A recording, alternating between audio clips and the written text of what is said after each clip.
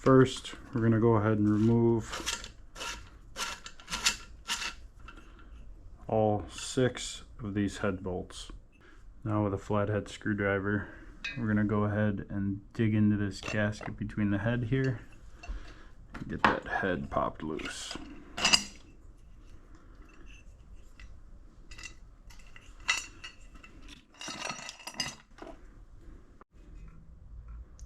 Go ahead and break that plate loose.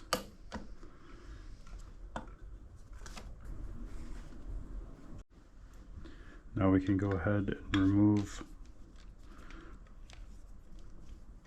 all of these set screws on the valves on both sides.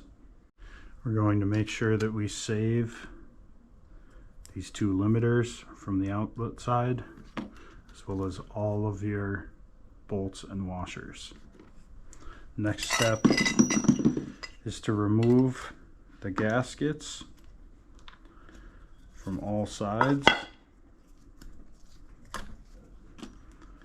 and we're going to scrape and sand down all of these surfaces to make sure they're clear so that they can accept the next gasket. Alright, once we get all our surfaces clean, we're going to go ahead and use our new kit here, and we're going to reassemble. So first we're going to place our valve on top there, and this one here, and then reusing those limiter plates, we want to make sure that the curve is upwards when we put this limiter on both sides. And then we're going to put in our bolts.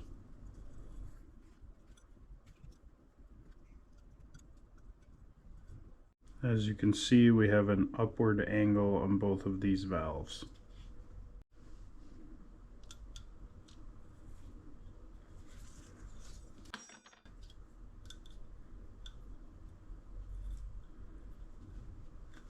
Alright, once we have the valves installed on both sides, we're going to go ahead and place the jug gasket onto the pump.